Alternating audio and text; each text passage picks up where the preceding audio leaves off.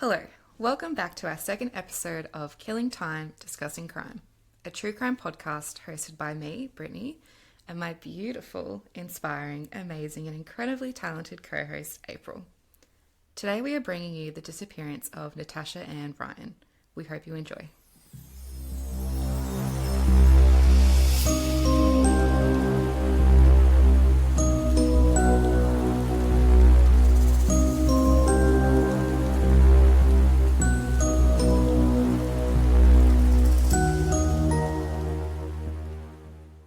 You start. Start. No, I was like, I feel a lot more confident now. Until again, you hit record and you're like, oh no, I'm just someone on the floor of a living room asking for you to love me. I was like, you know, finish that sentence. No, well, yeah, I get so flustered and I'm like, oh, should I write things down? And I'm like, no, I should be organic about it. Yeah. How do you feel? Here, that's a great starting point. How do you feel now that we've got one episode out? It's on Spotify. It's on Apple Podcasts. We have people that are actually listening to it. How do you feel? It's really surreal for me. Like, I know we've spoken about before, but this is something like we've both wanted for years. And like, yes, we've only known each other for, 2 years or something? And I was trying to think. It'd be about 2 years, right? Since Cara asked you to be in the bridal party. Yeah. And I remember when I met you and we had so many similarities and, you know, we'd both studied psych and had an interest in true crime, and I remember being like, ding, ding, ding. Yeah. Like, I'm going to get along with this chick. Yeah, I was more like, Cara, come on, be more interesting. Get some friends with different interests. No, I was just like, it is kind of baffling how many similarities there were. And I know that... Even down to the jaw surgery. We've both had the same jaw surgery. Is that not wild? That is super wild. And, like, I'm sure I showed you this. If not, this is my level of stalker that I'm at. Like, when I went through our Instagram posts and I was like, look at all the similarities. The posts were insane. Yeah. Insane. Yeah. Motorbike riding, the camping. Yeah. Yeah, it's... The makeup. Far out. It's pretty cool. But back to your original question, it's surreal for me that we have an episode up, and I'm very thankful, firstly, to you that we've made this dream come true. Whoop, whoop. And it's just super, super exciting. Also want to shout out to all of our lovely friends and family on behalf of, April and myself. Like, just the encouragement and support we've had since the launch of our first episode has been unreal. Yeah. And like, you know, as I said to you yesterday, I know personally for me, putting myself out there can be a bit difficult sometimes. So it's really inspiring to get nice messages, and it's encouraging for us to keep pushing forward and making content. And hopefully you guys can continue joining us on this exciting adventure. We couldn't do it without you. No, without our fans. One episode in and we're like... I know, paparazzi, please. Yeah. I was saying to my dad today when we were talking about it and just reiterating the concerns that you had, and about, you know, it's a big thing to put yourself out there because, you know, we're passionate about it, we love it, but there's probably a reason for so long that we haven't been able to do this, because there's so many people that just don't share that passion, don't share it. And I was also talking about how, you know, our jobs are quite different in what they demand from us personally, and that helps me a little bit. But also, I have grown up an absolute idiot. Like, I was saying, I probably put too much out there of myself sometimes, where I'm just like, me, and like, I was saying this to Nathan last night, and I was like, I had a moment yesterday where I was like, I just need to take a leaf out of April's book and just not give an F about what people think all the time, because it's held me back for so long. Oh, yeah. You know, like, I've been too scared about other people's opinions or open myself up to scrutiny. So just to be able to bite the bullet and do it, I can't thank you enough, because I would not have done it without you. So thank you. Well, job's done, episode's done. You can all leave now. We did it. Just stream the one episode again and again. feedback's been fantastic. I'm glad it's been overwhelmingly positive, because something about even just releasing the first episode and then being like, oh crap, there's people that I haven't talked to in years that are reaching out and being like, hey, I'm giving it a listen. And I'm like, oh, yeah, all right. It's really, really shown me that I don't take criticism well at all. Oh, me like, and you nothing. both, sister. Yeah. I'm like, hey, what you think about me is not my business. Please don't share it with me. But also don't share it with other people, because it's no one else's business. Positive vibes. Like, Positive that's vibes all around. Just manifest positivity in this life, guys. Yeah. Just know. Be kind to one another. Be kind to us. We're still working it out. We're happy. Yeah, exactly. It's episode 1. Yeah.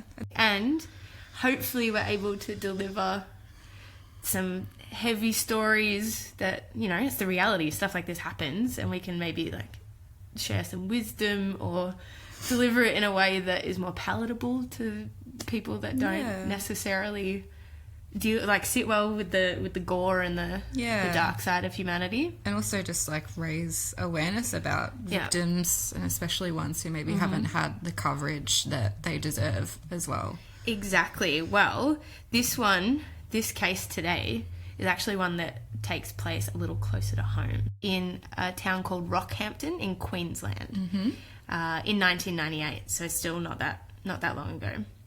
I'll also specify, sorry to jump in, I don't know what's happening in this case, so I'm going to be just as surprised as our fans out there. Yeah. So 1998 in Rockhampton, Queensland, and this town was better known to the locals as Rocky. It was only home to about 64,000 people, which, although it was quite a lot, quite small. Quite small, yeah. And it was said that it was the type of town where everyone kind of knew everybody. Yeah. So everyone was up in everyone's business. Yeah.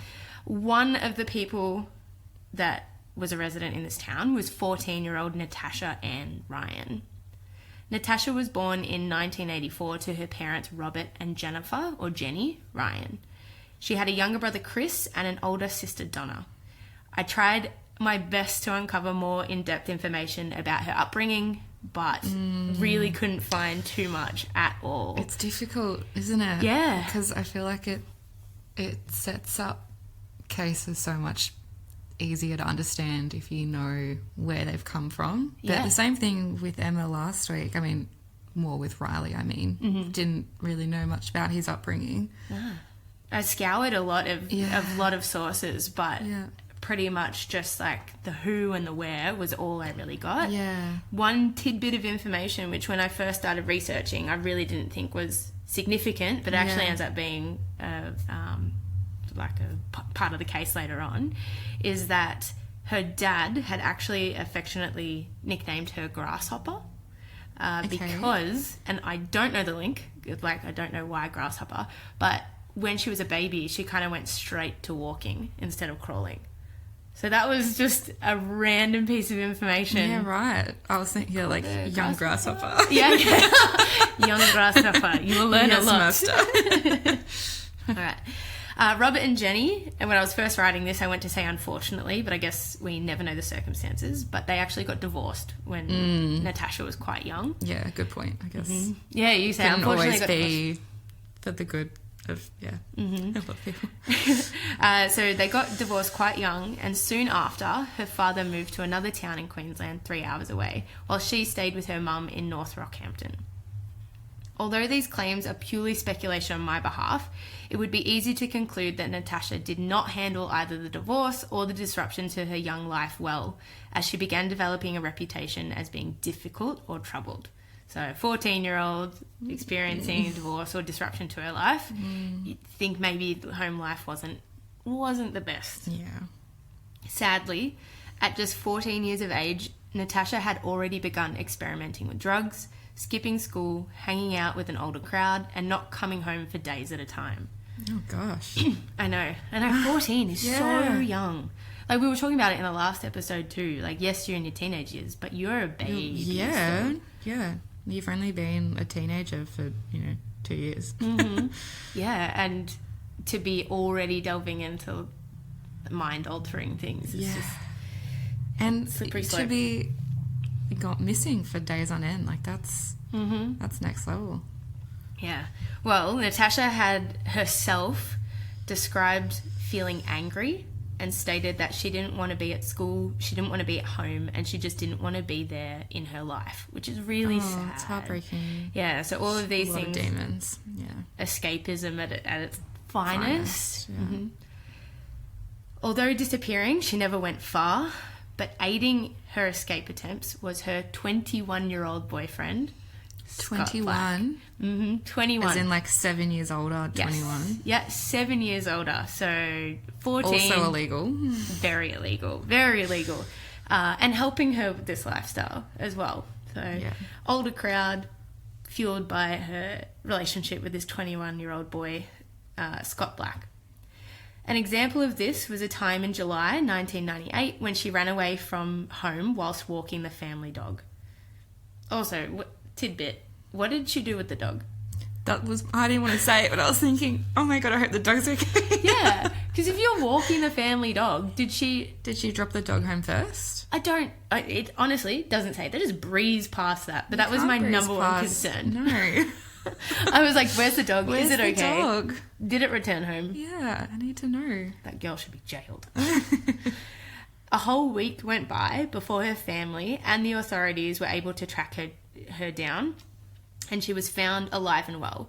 She had simply been living out her best version of her best life at a music festival, and she had been staying with Black at a nearby hotel in Rockhampton. How did she get into the festival? I have no idea. Unless it was like one of those like under 18. Yeah. Those good old fun festivals. Yes, and I also think maybe in like Rockhampton, Queenstown, maybe a smaller, more rural. Yeah. Not that it's rural, it's still suburban, but not a main city. Maybe it was just a music festival, not the ones that I'm thinking like of in my head. How do you get into an event like that? Maybe not the same. Police initially charged Black with abduction, considering Natasha was a minor. Yeah. But the charges were dropped, even with him later being only fined for obstructing the police's investigation because he claimed he didn't know where she was. And this is a pattern. Yeah, a pattern of his that kept coming up. Unfortunately, this would be the last time Natasha would run away before her final disappearance. Dun, dun, dun. Yeah. Fast forward to August 31st of the same year. Her mother, Jenny, began the day like any other, and after rushing through breakfast with her daughter, dropped Natasha off at school. Jenny states that, by all accounts, this was a pretty typical day for the pair, but the one thing that still sticks with her was the hug, kiss on the cheek, and the quick "I love you" that she received from her daughter as she exited the car. Jenny drove away from her daughter, blissfully unaware that at some point that day, Natasha would vanish. Wow. I know. So it was like unusual for her to show her mum affection, do you think? Like, yeah, maybe. Obviously it was a bit of a flag, like, oh, my daughter just said I love you. Yeah, well, obviously it was, I mean, hindsight is 20/20, but as a mum you probably wouldn't be like, that's suspicious. Yeah. You'd probably be very welcoming to the fact that your daughter who is troubled and running away is showing you affection. Yeah. Have you ever run away? So, well, wouldn't say run away. I think I was about 7, and I have memory. I don't know if you ever used to watch Blinky Bill. This is really niche. Yeah. You know how he had like the stick with the handkerchief and marbles in it? Yes. That's what I did. Oh my God. How far did you get? Oh, like end of the driveway, which was 25 metres. And then I went, it is nearly dinner time and I'm going to be hungry. And like I wasn't mad at it. I was just like, I wonder what would happen if I just run away. Like, would anyone care? Yeah. You're the younger sibling, aren't you? Yeah. So I packed up my marbles and was on my way. Where's Brit? Her marbles are gone. Literally lost my marbles. That's so funny. I haven't tried again since. I remember once I was angry. I ran away from home, and I think I had one of those little portable radios that you could, like walkie-talkies. No, not even like a FM radio. Oh, okay. Had music. Yeah. I had my teddy bear, and I think a pillow. All the essentials. I know. I took 2 umbrellas and then I went to the top of the street and across the road because there was like, you would know, but like a big grass area where the water thing is. And I set up camp there and I put my 2 umbrellas side by side, had like a little shield, and I like set up camp there, but it was knockoff time at the business that was there. And I had people walking past me being like, are you okay? My house is like 20 meters away. And I ended up just going home out of embarrassment because there's this 2 umbrellas little kid with like music playing from an FM radio. And I'm like, yeah, I'm good. I just ran away from home. Yeah. Like, where do you live? And I'm like, just there. That house. All right. So due to Natasha's history of running away, the local police and her family firmly believed that one of 2 scenarios would come true. They would either track her down as they'd done many times before, or she'd simply show up on her own accord. Unfortunately, as the months passed, it was evident that this time was different. As more and more time went by, the community began to lose hope that Natasha would be found alive. Any dream of this was seemingly squashed when 3 women between the ages of 19 and 39, Beverly Lego, Sylvia Benedetti and Julie Turner, as well as a 9-year-old, Kyra Steinhardt, all went missing in the Rockhampton area. Eventually, these disappearances were confirmed as innocent murder victims linked to the Australian serial killer, Leonard John Fraser. So, a quick pause here, because as I dive deeper into Leonard's background, I have to preface that the details need a trigger warning, as I do mention sexual assault and rape, and unfortunately there are a few instances where this relates to minors. Okay. So again, I'm trying to be very respectful with the details, but to get the full picture, I do have to mention those things. So just, again, proceed listening with caution. So diving a little bit more into background of Leonard now. Leonard, who I'll refer to from this point on as Fraser, was born on June 27th, 1951, to parents Agnes and George Fraser in Ingham, Queensland. Ingham is around a 9-hour drive up the coast of North Rockhampton. So, still Queensland, but Queensland is huge. It is. Fraser was the 4th out of 5 children. He had 2 older brothers, an older sister, and a younger brother who, allegedly, he witnessed the death of. So, 5 kids, he was the 4th, and allegedly, I could only find it in a few sources. As in Fraser witnessed the death of his younger brother. Oh. Yeah. Was there any information about how he passed away? No, absolutely nothing. So, however, again, there really isn't much about his upbringing or further details that explain any of the how and the why.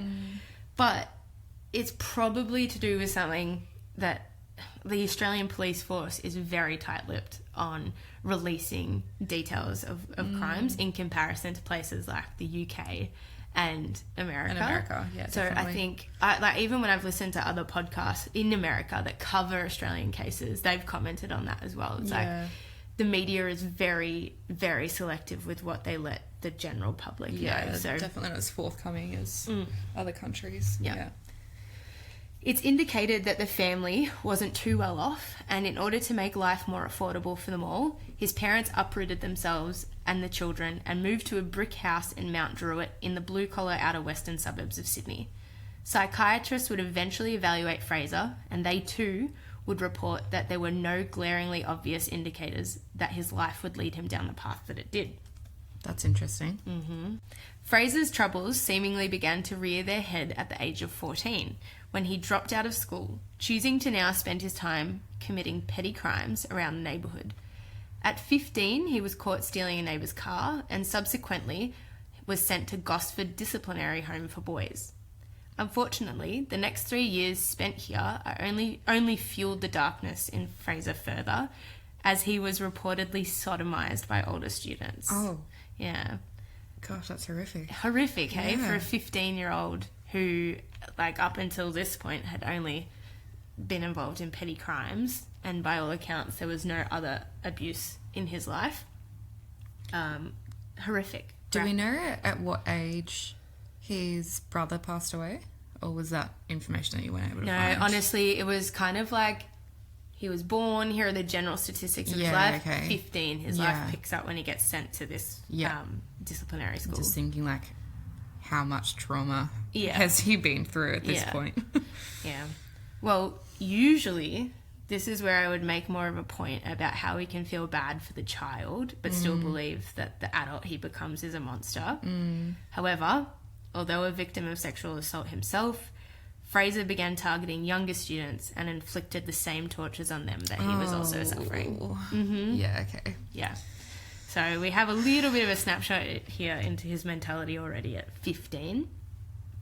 At 18 years of age, Fraser's life of crime was seemingly set in stone. From 1968 to 1972, Fraser consistently abused prescription drugs, street drugs and alcohol, and found himself in and out of jail for a string of escalating offences. These included driving without a licence, robbery, living off the wages of a prostitute, which I presume is a pimp, right? Like, would he be pimping out? Is that the correct term? I haven't heard that word in a long time. But What would you call them? Is that not politically correct? He just came like really confident. Like, I'm assuming he's a pimp, right? Just the way he looked at me, like, I don't know. I don't have too many pimps in my life from what I'm aware of. I don't know why. I just, whenever I think pimp, I picture someone all in purple with like a big hat and a feather. Dollar signs. With a swagger. Yeah, like, and a cane. Yeah. Exactly. Which I don't think Fraser was doing. No. So maybe he wasn't a pimp. Yeah. But living off the wages of a prostitute is a crime. So I presume he was their pimp. All right. Assault, grand theft auto, and disgustingly, rape. So he was escalating his very offences. much so. Mm-hmm. Towards the end of 1972, at only 21 years of age, Fraser was taking a breather in Sydney's Botanical Gardens after an intense fight with his roommate. There, a 37-year-old French tourist caught his eye. After stalking her for a while, Fraser found a moment to strike. He dragged the woman into the bushes, where he severely beat her and raped her unconscious body. Oh my gosh. Yeah, in broad daylight. Broad daylight. Unfortunate, stalked this woman. That is horrific. Yeah. And that's his first, like, known or reported case? It's the first. It's funny because, I mean, what I talk about next is he actually gets in trouble for other assaults, but this is one that he's just done, but, like, he's not in trouble for yet. Right. So, but it is one that he does confess to, and they link it back to him. It wasn't immediately linked to him. So the attack was so brutal that she was unfortunately not able to conceive after this. Oh. Yeah, so without going into too much detail, that kind of gives you an indicator of how brutal he was. Yeah, yeah. Although fresh sperm was found during her rape kit at the hospital, but there was nothing that linked the horrific crime back to him at this stage. Yeah, well, I guess he wouldn't have been in like a database or anything at that point. No, and also 1972, yeah, they DNA probably didn't testing, even have that. No, you're right. But at least it's gone on file. Yeah. Unfortunately, some victims don't even get that much kind of, what am I trying to say? That much, not proof, but justification or... Evidence? Yeah. No. Anyway. Well, yeah, like collection of evidence, but yeah. So hearing this, it's no surprise that he came to be described as a sexual predator of the worst kind and was eventually diagnosed as a classic psychopath. So absolutely no... Shocker. Yeah, I know. Absolutely no regard for human life or other than his own. Yeah. Although nothing to do with the monstrous act that I just mentioned, Fraser was sentenced to 5 years of hard labour at Long Bay Jail in New South Wales for the string of robberies that authorities could link him to. Despite reported as being difficult and aggressive during his time in the correctional facility, Fraser was released on parole after 18 months. 18 months? Mm-hmm. 18 months. Yeah. So how? Like not even getting out on good behaviour? Nope. Not, like, by all accounts, super difficult, super aggressive in jail. I didn't write it down, but there was a report that he actually beat up another inmate in jail. And they thought, here's a great idea. Let's let this guy out. Super aggressive, you know. Yep. I think I didn't get a lot of confirmation on this, and I could be completely off the mark, but it seemed that Long Bay Jail, you could be sentenced to hard labour without necessarily being like in an jail as well. But from what I could tell, he was in jail. Yeah, okay. But maybe that's why they were a bit more lenient, yeah. Or maybe they got overpopulated and he just, because he was in there for robberies, maybe they were like, cool, let's kick him back out. Well, free to spend his time how he now wanted, it isn't too much of a surprise that he did not emerge as a rehabilitated man. Once again, shocker. Yeah. Instead, it seemed that his reign of terror had only just begun. By the end of July 1974, Fraser would eventually confess to the attempted rape, sexual assault, and rape of 3 additional women. Eerily, Fraser had quickly developed some calling cards to his attack. Firstly, his attacks were incredibly aggressive in nature and became notorious for twisting his victim's arm up behind their back to get them to comply and move locations with him. That's brutal. Yeah, brutal. So secondly, after Fraser was, for lack of a better term, finished with his victims, under the delusion that the woman he had just targeted actually enjoyed the assault, he would always walk them back to wherever he found them, hand in hand. Yeah. Yeah. Oh my gosh. These poor victims must be absolutely terrified. I just think in that moment as well, you would just be... You would just have to comply. You'd be so terrified. Yeah. And also, like, is he walking me back to continue this attack? Like, there'd be so many thoughts running through your mind at that point. Yep. Yeah, and I got a note too. He was doing that for the victims that were able to walk. I was about to say, surely there'll be, multiple that there definitely wouldn't be, No. physically able. No. This delusion was further solidified during his confession, which came during a police interrogation for another rape where he had left his wallet behind at the scene. Yeah, right? Smart. That's the thing, you're an idiot. I'm glad you're an idiot. Yeah. I'm glad that you stuffed up so bad so that you could actually have cold, hard proof that you were there, you did this. Yeah. He left his wallet behind at the scene when he referenced an attempted rape that he was being charged with too. The attempted rape had been interrupted by other people. His words. Yeah. We were interrupted. Yeah. But Fraser actually denied that he would have had to have forced the woman to have sex with him if they hadn't have been disturbed. Quoting, "I would not have had to force her," he told investigators. Oh. Yep. She was just about to come across. That's disgusting. Awful. Gross. You are a despicable human being. Oh, yeah.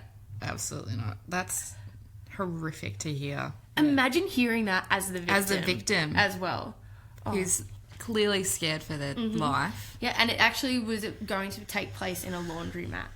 So she's just there doing her laundry, finds herself alone with Fraser, and if it wasn't for other people coming into this very public place and interrupting them, who knows what would have happened to her. The poor thing. How delusional can you be to think that it's something that they wanted? Like, it's so... Yeah. Or to be even faced with attempted rape charges and you're like, whoa, you're wrong. I wouldn't have had to have raped her. Yeah. She was just about to change. Yeah, she wanted it. Ugh, gross. For all of these horrendous crimes, Fraser was sentenced to 21 years in jail. But guess what? How many did he actually serve? 7. Oh my God. Yeah. And after those 7 years was once again released back onto the streets of New South Wales. Yeah. I don't know why I'm surprised.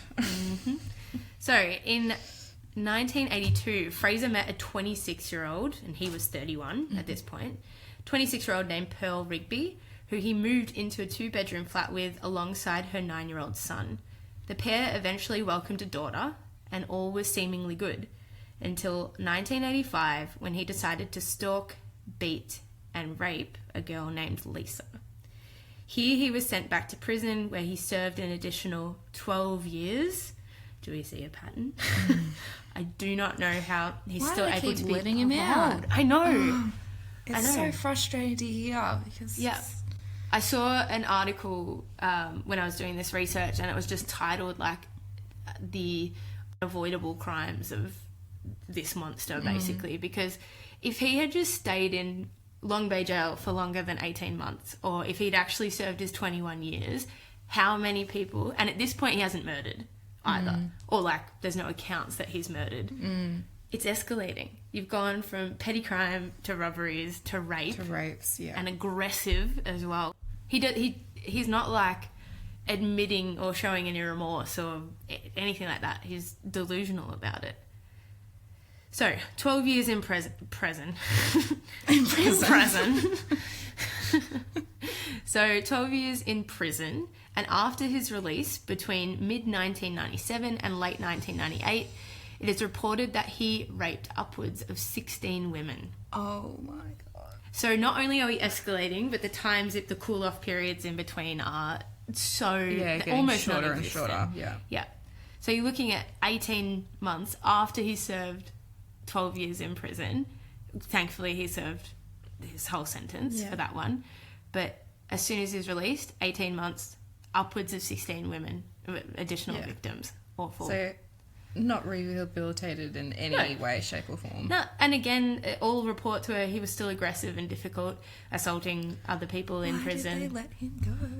Don't know. I have no idea. But his victims included a roommate of his, because his relationship with Pearl had unsurprisingly deteriorated during his time behind bars. So that was his a roommate, a mentally ill girl, and a pen pal that he had during his time in jail, Marie Shivers. Tragically, Marie had been diagnosed with a terminal cancer, and her assault actually took place during a time where Fraser visited her in hospital, and they visited the hospital's chapel. Oh my gosh. And he locked the doors behind them, and it happened there while she was receiving treatment for her cancer. So that was horrible. Do we know how they got in touch in the first place? No, just pen pal. Probably, I think pen pals for prisoners were a lot more common. Yeah. In the 90s. I could just be making assumptions, but yeah, pretty awful regardless. And I really wonder how forthcoming he was with the information that, like, why he was in jail, or I don't know. Yeah, whether the people he was writing to, whether it was more than one, I don't know. But like, I guess at that point you could say anything. You could say, oh no, I'm falsely imprisoned, I didn't do anything wrong. And Yep. After this, so some point in late 1998, Fraser makes the move to Rockhampton in Queensland. So this brings us back to the same year that Natasha goes missing for the final time. By now, despite authorities having had Fraser in prison countless times, his crimes were escalating to the worst degree. He was now not only traumatizing his victims with brutal attacks, but he had begun taking their lives. I'm going to skim over the details of the sexual assaults and the murders, not because of the lives of these women aren't worth talking about, but more so because, one, the specifics of his crimes are brutal and unnerving, and two, I don't think it's respectful to the victims and their families to dive into it. Yeah. So if you are interested, feel free to research it for yourself, but if not, just trust me when I say that he's a monster with absolutely no remorse or care for human life. Yeah. I mean, even for me reading through it, I was just like, I'm not doing anyone any favours by reiterating this. No, it's pretty clear that he's, extremely brutal, aggressive, monster, disgusting human being. Yes, yep. That's enough to know. Yeah. Fraser, however, did meet his undoing after he was linked to the sexual assault and murder of Kyra Steinhardt, which occurred after he stalked her on her walk home from primary school. Oh, no. She was 9 years old. Oh, God. This despicable crime landed him in jail, once again, thanks to a brave eyewitness report from Lynette Kernan, who saw it all unfold from her house. So, yeah. Poor girl. I know. So innocent. Yeah, and I read as well that it was the first time that her parents let her walk home from primary school by herself. And they said that they had allowed her 30 minutes to get home. So it's happened in the span of that. Yeah, and Lynette... the poor parents. I also saw from Lynette that she had mentioned seeing him, Fraser, standing next to Kira and her family. It's Kira or Kyra? But I apologise, I couldn't find the proper pronunciation of it, but it is Keyyi. It's a pretty name. Yeah, she's a pretty girl as well. She said that she'd seen Fraser standing next to her and her family at the traffic lights the day before as well, like the crossing. Oh, really? Yeah. Do we know how old he is at this point? It's 1998 and he was born in 1951. Quick maths. Oh, no. Just after we discussed how amazing we're great. It doesn't matter. I was just but now I want to know. Wait, hold on. Let me get how many feet? How old was he? Sorry, what year was he born? 1951. And it was 1980. 47. Okay. No, it was 1998. Oh. Yeah, 47. 47 at this point. Authorities were able to begin linking the disappearances of Beverly Lego, Sylvia Benedetti, Julie Turner, and Natasha Ryan to him too. However, unsurprisingly, he denied having anything to do with the crimes. Mm-hmm. Determined to have their suspicions that these crimes were all connected verified, investigators persuaded another inmate to get a confession out of Fraser, and eventually it worked. He admitted to being responsible for all 5 murders, including Natasha's. He claimed that he had noticed, stalked her to a local movie theatre, waited, and then offered her a ride home. He then attacked her, assaulted her, and ended her life, and disposed of her body in a nearby pond. So again, absolutely no regard for human life at all. Distraught with the news, Natasha's family held a memorial service for her in 2001, so a few years on. So after kind of everything's come out, he got put in jail in 1998 for the murder and the assault of Kyra, and then it took a little while to get these confessions out of him. Yeah, of course. Yeah. So once this was confirmed, Natasha's family held a memorial service for her on her 17th birthday. Okay. So this is 3 years after she went missing. Yeah. But despite the information he gave and the extent to which he went to even show authorities where he left her and other victims' remains, authorities were actually never able to locate her body. Okay. But were they able to locate the others? Yes. Oh, okay. Yes. So she was the anomaly. Yeah. But despite him taking them to the pond that he said. So yeah. Fast forward to the trial, and Fraser was now facing a life sentence for each of his victims. Fraser remained stoic throughout the trial and neither called for nor gave any evidence on his own behalf, except to steadfastly deny at the start that he had neither abducted, raped or murdered Kyra, or that he was in or near the lot the day she went missing. Yeah. So it's bullshit. Yeah, despite eyewitness testimony. Yeah. Delusional. Mm-hmm. Yet, when police had originally charged Fraser with the crimes, he had offered an apology to her parents in saying, "I'd like to say to her mother and father, and I know a lot of people won't believe me, but if you check my background, it's not my go-to to harm a child." Just check. It's not my go-to. Yeah. Check. I got friends. Nice. I have friends that will back me up here. Yeah. "I'm just so sorry this is happening and I don't know what made me do it. At least I can try to. I'm going to try and get help after I get sentenced and all. So that's a good step." No, you're not. Good on you. Look at you. Finally rehabilitating yourself. Yeah, not had one wholesome year of your life. Why would you start now?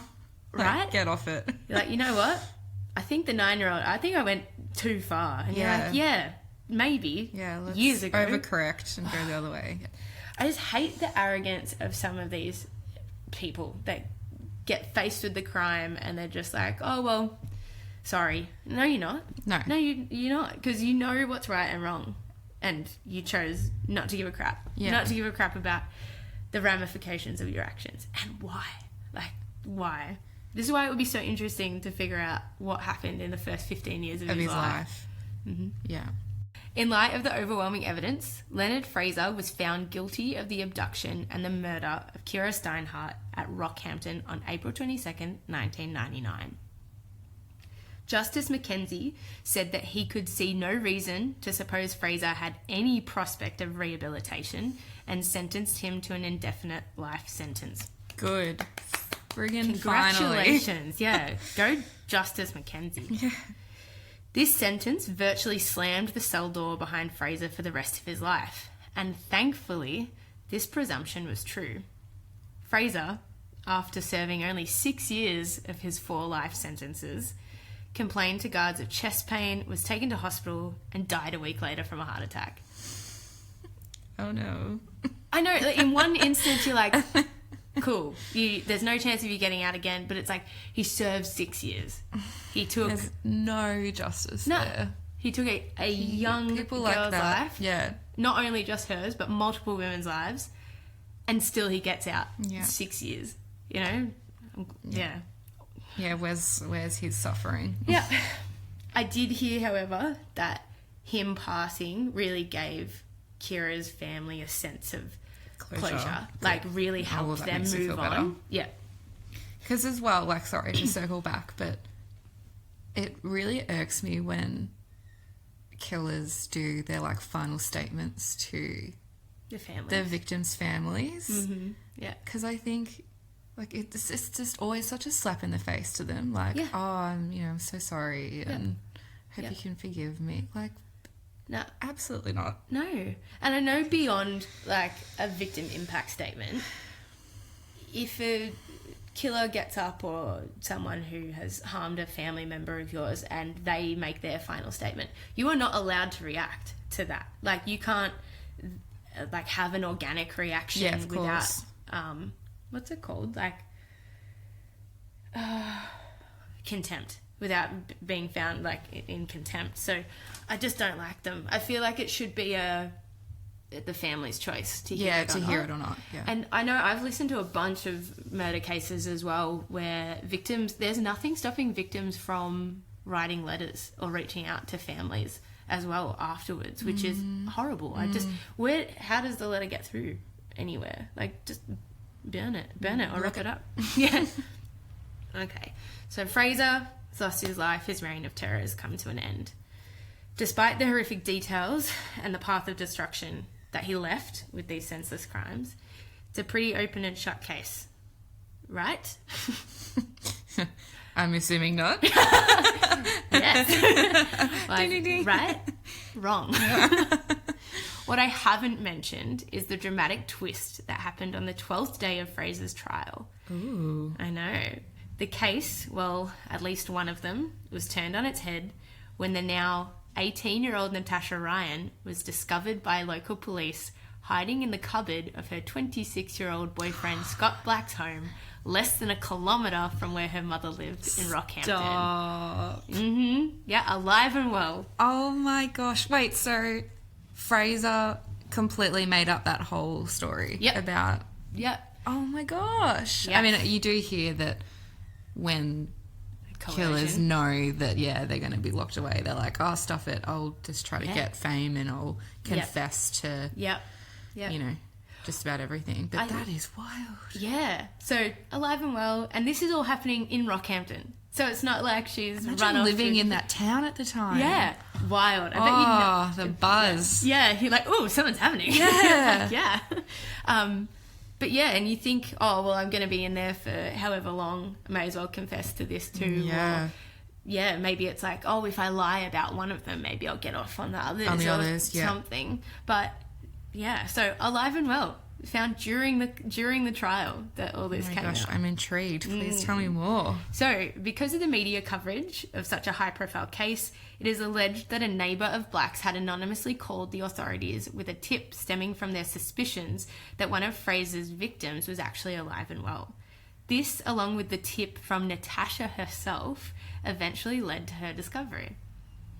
When the news of this eventually made its way to her father, Robert, in shock, he thought that they meant that they had found her body. But it wasn't until he actually spoke with her on the phone and heard her voice saying, Dad, it's me, Grasshopper. Oh, I love you, and I'm sorry, that he believed what was actually happening. So, yeah, initially when I was writing this, I didn't have the grasshopper thing in there, and I was like, it's relevant. Yeah. Yeah, because he didn't believe it. He thought it was a hoax. Like, he spent 3 years thinking that she's dead. He's attending the murder trial for the person who's confessed to killing his daughter. And a very detailed confession as well. Yeah, and not just of her, of other women as well. Who have been found and confirmed. Yeah. So, what happened? Well, during the time her friends and family were frantically searching for her during the initial days and months of her disappearance, she had decided to escape the life that she didn't want to be in by deciding to hide out in Black's home. He had a job as a milkman at a dairy factory. His co-workers had no clue that he was harbouring Natasha either. So, in and out, normal life, no one knows. When he did the laundry, he would only place his clothes outside on the line, and whenever he had visitors, she simply hid in the cupboard until they left. Yeah. Oh my gosh. Yeah. She was 14 How big is this cupboard? when this started. There is a photo that we will post on the Instagram as well. It is not a big cupboard. It's not like a walk-in wardrobe. It's like she could probably sit there with her legs crossed in there. Right. Just sounds like a fun night, and you're hearing everyone else outside. Yeah. Having a dinner party. I know. It's like, this is the life I want. Yeah. I Door feel creaks. safe. Can I'm I please safe. have some lasagna too? However, most of the time Ryan would move freely through the home with the curtains drawn. She was content to live out most of her teen years in darkness. She spent her time cooking, reading, whatever she could get her hands on, sewing, because she couldn't go out and buy new clothes. Yeah, of course. Scott didn't even go out and buy new clothes for her. What kind of boyfriend is this? I think he was like, you know what's a good idea? You should stay in the cupboard. You should run away from your life. He's out living his life. Like, he has friends over. He has people over for dinner. He's out. He's got a job. It's not functioning member of society. And also, he's acting like the boyfriend of someone who has been murdered. And yeah, of course. He's still living in Rockhampton, and he's still, like, he's telling authorities, I don't know where she is. And he would have been investigated as well. How did they not find her? That literally just popped into my mind. Oh, no, that big cupboard over there? Let's not open the doors and look inside. Well, maybe because they were so adamant she'd just show up again. Because she had this history of running away. That maybe they didn't delve into it. Yeah. It wasn't until those disappearances and the murders of the other women that they were kind of like, oh, maybe she's a victim of that. So maybe they were kind of like... Take the spotlight off him. Yeah. She spent her time cooking. Oh, I already said that. She couldn't buy her own clothes. She spent a lot of time surfing the internet, and she even taught herself how to speak German by taking an online course. Because she didn't go to school. She has no qualifications at all. Except in German. But she can speak German. They're like, what qualifications do you have? She's like, 9. 9. 9.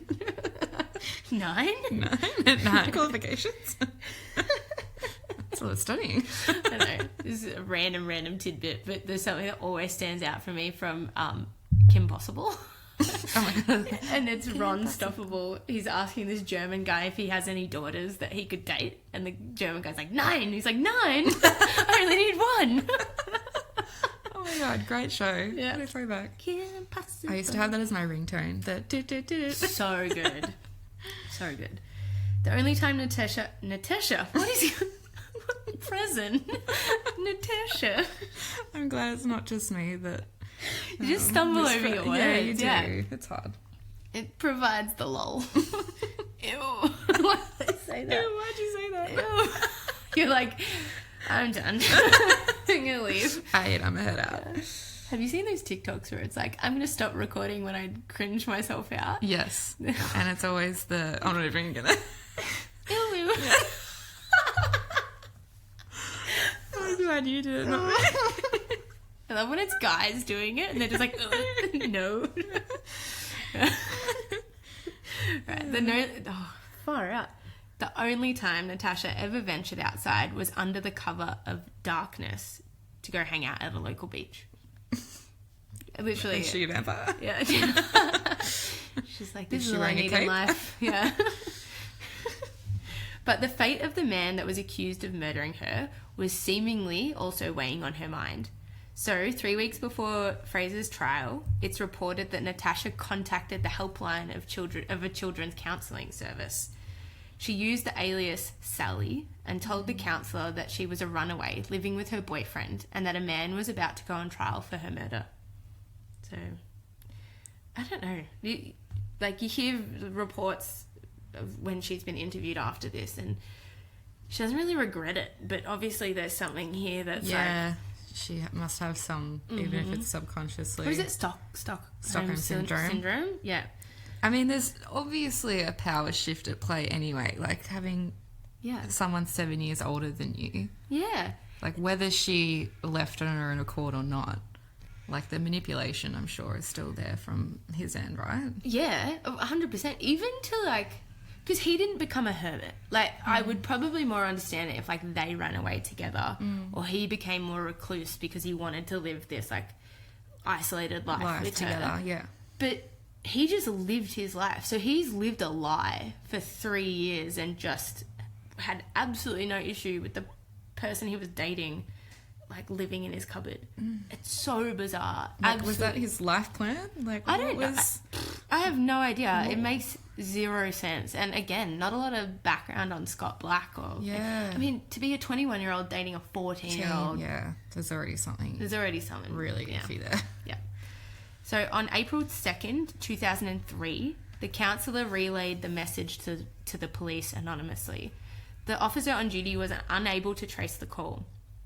This, paired with the tip from the anonymous neighbour, was enough for police to set up surveillance on Black's house. 8 days later, on the 10th of April, police officers forced their way into the house and uncovered the dead girl hiding in the bedroom cupboard. She was pale from years of hiding indoors without any exposure to natural sunlight. Oh my gosh. Wasn't even going outside on the property at all, so just in the house. She must be so unwell. Yeah, well, very, very pale, but apparently she did a lot of cooking. She knows how to cook now. And German. Yeah, and German. And apparently she knows how to sew curtains. Basic, though. She said that. Saying that. Did she? Yeah. There's a clip of her and her mum talking, and it must have been very soon after they were reunited. And the mum's like, oh, I hear that you can cook. And she's like, yeah, I'm a pretty good cook now. She's like, oh, and you can sew curtains. And she was like, basic. She's just like, I'm learning. I mean, it's bizarre. I can't sew curtains. No. Although her father was in disbelief and happy at the news, her reunion with her mother wasn't so great. Jenny told 60 Minutes, who Natasha had sold her story to for $120,000. Yep. That she was furious and couldn't believe the hurt that her child had chosen to inflict on her, stating, I hated her. I could have grabbed her and shaken the hell out of her. However, when she came face to face with the daughter she'd believed to be dead for the last, it's 4.5 years, not 3 years, sorry. She said, when I saw her, I forgot all of that. How sad is that? She's like so conflicting. Yeah. Not even like, I don't know where my daughter is. I believe that she's been brutally murdered. Murdered, yeah. That's... And then buried, disposed of in a pond. Yeah. To then, oh no, she's been in a cupboard for the last couple of years. But like willingly left. I mean... Willingly. Can you say willingly when you're a minor? Well, that's the thing. It's like the 60 Minutes documentary, she has to be very careful about... She can't admit her and Scott are together because that would imply that he was involved with a minor, kidnapped a minor. Yeah. She refers to themselves as good friends. It's so bizarre. But you don't know. Like, there's obviously a level of manipulation, but whether or not she was just impressionable and maybe Scott Black was naive and then they just lived life like that, or if he had a darker, ulterior motive. But we just don't know. Like, he's not in the 60 Minutes special. He's not in it at all. Like, it's just her. And you can tell, though, she's still... The way she talks about it is like she disappeared for a week. She's like, oh, yeah, I did this and, did that. It wasn't too bad. And, not years of it. Not without, probably recognising the amount of pain and heartbreak she's putting everyone through. So, in a bizarre turn of events, Natasha appeared in court at her own murder trial as a witness for the defence. So, the now 18-year-old, who had seemingly risen from the dead, stated that she had never seen that man in her life, referring to Fraser. Yeah. Pretty quickly, the court deemed Fraser not guilty of her murder. She's sitting there. Although Fraser's trial was now over and his fate was sealed, Natasha was now facing one of her own. Half the world was ecstatic that she was alive, whereas others responded to Natasha's return with outrage, demanding answers for how she could put her loved ones through so many years of suffering. The aftermath of her discovery saw Black receive a 1-year prison. Oh my God, prison. Why do I want to? That's so bizarre. They should just rename all of prison. Prisons. It's all prisons now. The aftermath of her discovery saw Black receive a 1-year prison sentence in 2005 for perjury, after he claimed that to the police that he didn't know where she was. So had no idea of Natasha's whereabouts, which is interfering with with an investigation. Of course. In addition to this, Natasha was found guilty of creating a false police investigation. She was fined $4,000 and ordered to pay $16,000 worth of investigation costs. Despite No, that's all right. Despite years of no income, Natasha was able to pay the fines due to the sale of her story to 60 Minutes. Believe it or not, Natasha and Scott Black actually ended up getting married in 2008 and were able to further profit off the ordeal when they sold their story to Woman's Day magazine for $200,000. Oh my gosh. So I wonder if this was something they would like talk about. Like whether this was part of their plan at any point, you know? Yeah, actually that's definitely could be. But like not speaking to them, but hearing them speak, or at least Natasha, I just don't think she's that smart to do think that. Ahead I don't think she's dumb, but it just didn't seem calculated. It just seemed like there was no thought. Yeah. And she mentions as well, she's like, oh, you know, I look back at it and I'm like, oh, maybe I shouldn't have done that, but like I got too far into it. Yeah, didn't know how to backpedal. Yeah. She's so young. Yeah. Like, you're 14, you make a mistake. Of course you're scared to tell your parents, but now you have another adult in your life saying, no, this is the right thing to do. Yeah, of course. Oh, whoops. I'm just really passionate about that, apparently. It seems like not a big amount to pay for the amount of like time and resources put in. Yeah, $16,000. Yeah. Like, yeah. Maybe it was because it was back in the 90s? I don't know. I just feel like it's like a bit of a slap on the wrist. I was about to say, it just seems like I mean, I understand that she's young and her mind was probably and they're not great, but at the same time it just seems like maybe that just reflects like how little they looked into it. They're like, oh, we spent a couple of days. We thought you were going to come back. Maybe. Who knows? I guess because when they were investigating Fraser on all of them, they're already investigating others, so maybe that didn't play into it. Don't know. Maybe it was a deal she cut with like the defence, and don't know. Again, lack of details. That they might make like a bigger example of it, you know, like to try to don't do this. Yeah, exactly. For other, you know, young kids, like if they're in a similar position, which I hope they're not, but you know. I was just thinking, I'm telling you a story about someone who was hiding in a cupboard. I'm pretty sure earlier today I told you I used to hide in the cupboard in maths. Was that you today? did, yes. Year 9. Maths is scary. Maths is scary. And also I wasn't like a bad student. I just talked a lot and didn't want to do my work. So I think that's very fair. Yeah. So the maths teacher. It's funny because I like stayed in there. Morgan used to hate being in this maths class with me because I'd copy off her and then do better on the tests than her. And then our maths teacher naturally smart. It's more like I like to learn from others and then apply it better. Should get it on a t-shirt. I'm an entrepreneur. I'm not an inventor. I'm an entrepreneur. I can innovate, not invent. But yeah, the maths teacher used to high five me when I used to beat Morgan. Oh my gosh. She used to hate it. She did all the work. And then, that would piss me off. Yeah. Then one lesson I was just hiding in the cupboard and I was in there, not the whole lesson, but a significant amount of time thinking I was like so funny. And I came out and my maths teacher was like, I knew you were in there. Like, you were just easier to manage shit. in the cupboard. Yeah. And then I was going to put a lock on that cupboard real quick. And then fast forward to me landing my first job. That maths teacher and I shared a desk. She'd changed schools, and she on my first day as a proper teacher, she gave me a sticker that said "Good job," and I was like, God, I feel undermined. She's like, I've been waiting my whole life for this moment. She's like, I will get my revenge, and then like backs into the cupboard, just in my classroom. No, but anyway, cupboards, they're alluring, all right? I wouldn't spend 4.5 years in one, but 20 minutes. 20 minutes is a good amount of time. If it's hard from maths, I'd do it too. Actually, I'll save them for another time, but there's a lot of, there's a lot of stories from my childhood that involve me hiding in cupboards, and it's concerning. All right, so fast forward to today, and they are still happily married, and, well, by all accounts anyway. And they actually are raising 3 healthy children together. Oh, wow. Yeah. Didn't see that coming. No. So, like, you see a lot of, well, not a lot, but there's some paparazzi shots of them. And wow. They've got 3 kids, they look normal. Worked out. Yeah. Yep. Are they still in Queensland? Yep. Still in the same Rockhampton. Wow. Yeah.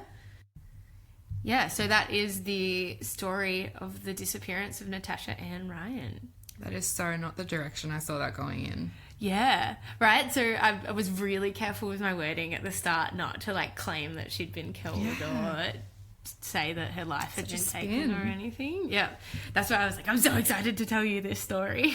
Yeah, I don't know. It's funny, when you spoke about the 60 minutes, I feel like I can see it. Like, I feel like I may have actually watched a little bit of it. Yeah, I definitely stumbled across it before. Yeah. But I think I didn't pay too much attention to it because I just thought it was a girl that was, like, hiding in the cupboard. I had no idea about the link to the serial killer or the fact that she emerged at his trial. Like, it is a whirlwind. And that's happened in our lifetime. Yeah. Like, all I can think about is, like, her poor parents and family, like, just the amount of heartbreak they would have gone through for years. Well, on the 60 Minutes special, she sits down with her family, and her older sister Donna, only a few months earlier, got married. Okay. And she's sitting there, like, showing Natasha the photos, and they're like, if you were alive, or if we thought you were alive, I would have loved to have had you as my maid of honor. Like, that's the type of connection that she's missed out on. And she had a younger brother as well. Like, just, you're affecting way more people's lives than just your own here. Yeah. And the fact that they're basically having to get to know each other, you can't just drop her back in there. And 5 years is a long time to, like, how do you catch someone up on that amount of time? Especially when there's so much, like, hurt as exactly. Well. And how do you, like, they've obviously stayed together now, they're married, and how do you what does family dinner look like? Oh, yeah. Bit tense. They're like, oh, dinner's served. Natasha's just like, oh, all right, I'll go hang out in the cupboard. And like, you don't have to do that anymore. Yeah. I just can't imagine what that dynamic would look like. No. Yeah, how do you forgive him as well? Yeah, like, exactly. How you've lived a kilometre from my house. We've existed in the same town for so many opportunities. Yeah. Like, in one instance, you get, like, she's a minor, she's, her prefrontal cortex isn't fully developed, she can't make, the best decisions, have the right judgment. Yeah. But, like, surely there'd be, a letter or a phone call, like, something to be like, I don't want you to grieve because I'm not dead. Yeah. Especially when it comes out that, like, it'd be big news. Stuff like that doesn't happen in Rockhampton. And you would know that all she has is time to be on the internet or watch TV. He would have heard as well that, because it was a big story that she disappeared. Yeah, of course. And now, okay, we've got this answer. Yeah. Say something. Yeah. I mean, Yeah, and to even make the call to the counsellor anonymously, like why? Is that still that level of like, oh, I'm buffering, I'm not fully I'd say she to just... this. Which, like it makes me think things must have been really, really tough for her back home, which doesn't excuse it, but it explains it a little bit. But... Yeah, and there's got to be more in-depth like stuff with Scott, the boyfriend. Yeah. I don't buy it. Like, he's lucky he didn't get done for like statutory rape. I don't know how he didn't. Kidnapping of a minor. Scot-free. Ah. Sorry, that was really cringy. It's alright. It was lighthearted. I liked it. And I was also thinking as well, why did these news sources pay? Like, why? What is the amount of money that they've made off it? Yeah, that makes me feel really icky that she's profited off all of this. Yeah. Sorry, not she. They both have. Yeah, and not only for what she put her family through, but there are 4 other families in Rockhampton that don't get their daughters back. No, exactly right. And they don't get $320,000 for telling their story. No. So that to me is really poor. And it also makes you think, like, what other cases, or, there's always so many missing people around the world and in Australia. What could those resources have been dedicated to if police and investigators weren't caught up in trying to find Natasha? It's so difficult to get cases out there and to get media coverage, and it is somewhat a bit of a privilege to have that much media coverage, and it's not fair for other families to not have that, and that's why I thought they might make a bit more of an example of it in a way. No. Even in the 60 Minutes thing, they're obviously still handling a child. Like, she hasn't done too much social development in the years that she's gone, and the 60 Minutes segment was apparent very soon after she re-emerged as alive, and they just handle her with kid gloves. I think the most that they press her is like, oh, do you wish you could take it back? And that's it. And she said she was like, yeah. Oh, she does. Yeah. She's like, I wish I could go back, but it was just kind of like too far gone. Yeah. But yeah, it's not I've got so much mixed emotions about it. Yeah, I think he should have received way more than a year. Yeah, I mean, he's the adult in this situation. He's an adult. He was an adult the whole time. Yeah. The whole entire time. And he chose to do nothing about it. Mm-hmm. Awful. On one hand, you're like, I'm glad that another person's life wasn't taken. Of course. I'm really glad she's safe and well. And the family still suffered. Though. Yeah. The family still saw all of these things. Still doesn't mean they didn't go through a grieving process. Yeah. And it's just a bit of a mockery to the people that did lose their lives. Exactly. Yeah. But that is the case. There's the disappearance of Natasha Ryan. So, very interesting. Well, thank you for bringing that. Thank you us. for It was listening. A wild roller coaster. I know, it's kind of like a case within a case. Yeah. But I thought it was interesting to research. I was excited to tell you. So hopefully it's been an easy listen, for lack of a better word. Hopefully it wasn't too heavy. I think you handled it very delicately. So well done. Well, thank you for killing time with us. Yes, thank you. Hopefully you can tune in next time for another case, guys. Yes, all right. Bye-bye. Bye.